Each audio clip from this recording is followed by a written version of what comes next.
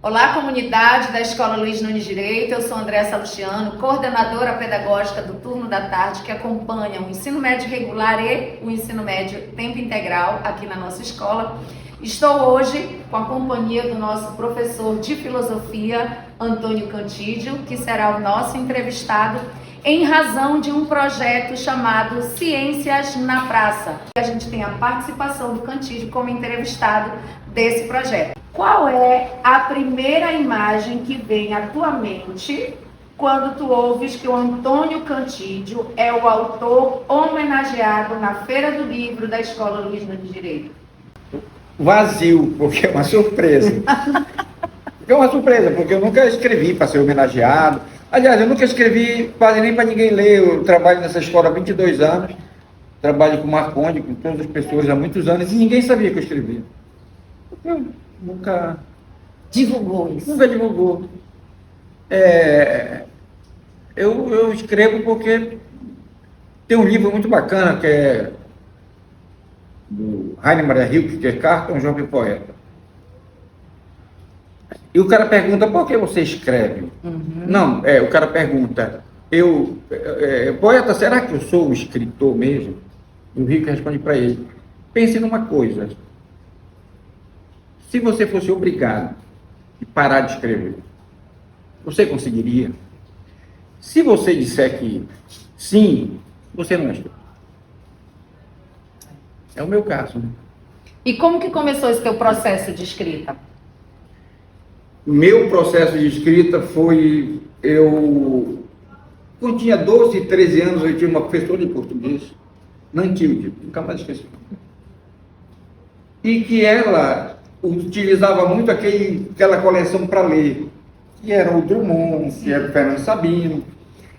E eu ficava muito encantado, eram crônicas, contos, eu ficava muito encantado com aquilo, principalmente com o Graciliano Ramos. Eu tinha a impressão que eu ia escrever um dia. Aí eu achava aquilo encantador, a vida dele. Mas fui crescendo, trabalho, coisa e tal, esqueci. Comecei a escrever mesmo, quando eu tinha só 50 anos. Então é um processo recente, né?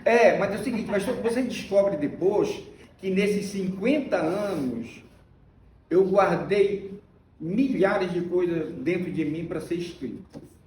Um arsenal. Agora por que eu comecei a escrever mesmo?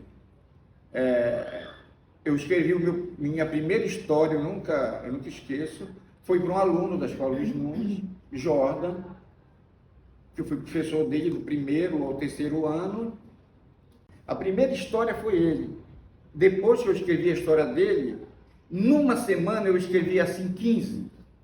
Parece que a coisa estava represada. Justa. Bastava abrir a porteira. Abrir a porteira. Então, de lá para cá, eu não tenho um dia, não existe um dia, sábado, domingo, feriado, que eu não escrevo. E eu estava, curioso isso, eu não sabia disso que ia acontecer, mas eu estava conferindo hoje, o Marconi me perguntou também, eu tenho, eu acho que 1.300 histórias escritas já. É muita história. É muita, dá mais ou menos assim 4 livros de 300 páginas tranquilo. Entendo, E né? eu, né, hoje, por exemplo, eu já escrevo com tanto vício que eu já sonho. Quando eu acordo, juro por Deus, eu já sonhei com uma história. Com aquela história. Com aquela história. Às vezes eu acordo, pego o celular embaixo da cama e já digita. Digito, que é para, se eu for dormir, eu não perder a ideia. Não perder a ideia. Mas às vezes não, eu tenho que levantar, levanto, vou para o computador, isso é porque eu sonho com a história. E pior, às vezes eu escrevo uma história, eu vou dormir, porque a escrita ela tem essas coisas misteriosas. E eu fico pensando, aquela palavra está errada, aquilo está mal colocado, eu tenho que levantar, parece um louco, para endireitar, porque tem isso. Senão não consegue continuar dormindo. Não consigo. E porque a escrita também tem dessa. A escrita ela te cobre, ela começa a virar uma pessoa, entendeu? Por exemplo, eu não escrevo para agradar Y, Z e tal, eu escrevo para agradar o escrito. O escrito me diz quando está bom. A tua fala, ela já fez um pouco da abordagem da pergunta que eu ia fazer, que é quando foi esse divisor de águas, o que foi esse divisor de águas na tua carreira como escritor, e se tem uma relação com uma rotina de escrita, né? Estás falando que escreve todo dia. 4 às 7 da manhã eu escrevo. Aí a outra pergunta também era como que tu escolhes o tema do dia. Então não tem uma escolha, o tema vem, alguma coisa te provoca. Muitas coisas. De onde vem tanta inspiração? Às vezes, pois é, mas por que tu escreve todo dia? Porque tem isso. Às vezes já aconteceu muitas vezes que eu estar numa taberna, num bar sentado, ou na sala dos professores, e alguém fala uma frase. Para todo mundo, isso é uma frase banal.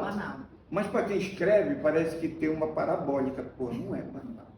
Isso aí vai virar tema. Vai. Porque é o seguinte, na verdade, história é a coisa mais comum que existe. Você vai numa sala de aula, tem 30 alunos, ali tem centenas de histórias. Então, história é comum. Existe em qualquer lugar. Mas com o tempo eu comecei a descobrir que não basta contar história. Tem que ter um estilo. Estilo é tudo. Então qualquer um poderia escrever? Eu acho que pode. Desde que ele continue, não pare. Qual é a onda? É não desistir. E pior, a André tem uma alma, Lorena tem uma, nós temos particularidade. O que é o estilo? É você contar uma história assim, do ponto de vista da sua alma, coisa. Né? Porque a história qualquer pessoa pode escrever, mas eu acho que quem quer escrever, descubra o seu estilo, que é a sua alma. E nesse tempo aí de escrita, uns 10 anos, né? De Não, escrita 2014, rotineira. 2014 para cá, 9 anos.